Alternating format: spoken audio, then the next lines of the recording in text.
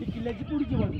जर तुम्ही आता रोपवेने आला तर किल्ल्याची बॅकसाईड ती पायथ्यापासून गडाची हाईट आहे 1350 फूट. तर समुद्र सपाटीपासून 2851 फूट किल्ल्याची उंची आहे. हा पूर्ण किल्ला जर आपल्याला व्यवस्थित पाहायचा असेल ना तर कमीत कमी 2 दिवस पाहिजे, एवढा मोठा किल्ला आहे.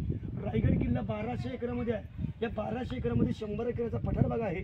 त्यामध्ये मेन तुमची ठिकाणं काय आहेत 1-2 तासामध्ये बघून पुन्हा वरती 1000 पायऱ्या तुम्ही चढवल्यानंतर एक मोठा दरवाजा पाहायला मिळाला असेल मला, तो आहे महादरवाजा.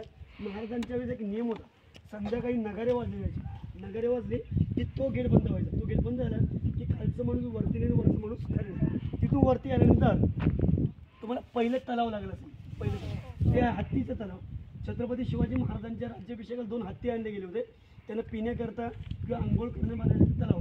पण ते हत्ती कसे मोठे गेले, काय वरती कसे आणले गेले याची माहिती आपण राज दरबारमध्ये घेणार आहोत. तिथून वरती आलो की मंदिर दिसतं शिरकाईचं. शिरक्यांची कोळ सोमेनी ती लक्ष ठेवायचं.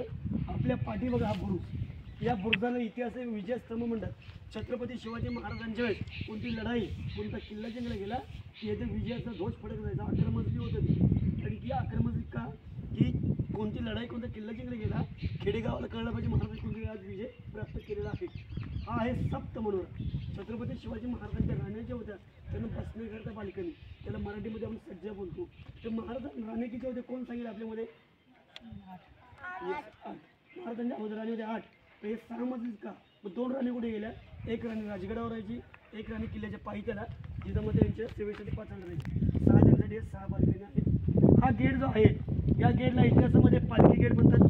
छत्रपती शिवाजी राजांची पालखी ह्याच रोज राजमार्गाने जगदीश शिवाजी महाराज शंकराचे आणि भवानीचे भक्त होते. हे लांबून मंदिर कसं वाटते जरा सांगा मला.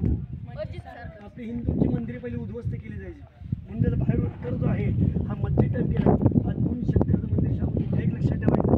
नारळाचा कळस, कमळाच्या पाकळ्या सोडलेत हे आपल्या हिंदूंचा प्रतीक आहे. तिथं आपणच समजवतो. तर मोगलांना वाटले मस्जिद म्हणून तलाव बघा.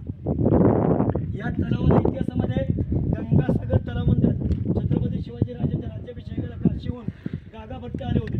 त्यांनी 60 नद्यांचं पाणी आणलं. ते ओढलेलं पाणी यामध्ये सोडे बसून या तलावाचं शिवतीर्थ गंगासागर तलाव सांगितलेलं आहे. हे 36 फूट खोल 200 मीटरपेक्षा राऊंड आहे. याचं एक वैशिष्ट्य आहे, या तलावातून खाली 2 गावाला पाणी पाईपाने खाली पाणी गेले, खाली वरती आलेलं नाही. अशी किल्ल्यावरती 11 तलाव 84 पाण्याची टाकी आहेत. तुम्हाला लोक एक प्रश्न पडत असेल, एवढी मोठी दगडं महाराजांनी खाऊन कशी आणण्याचा प्रश्न पडतो की नाही? बरं, खाणं दगड आणणे शक्य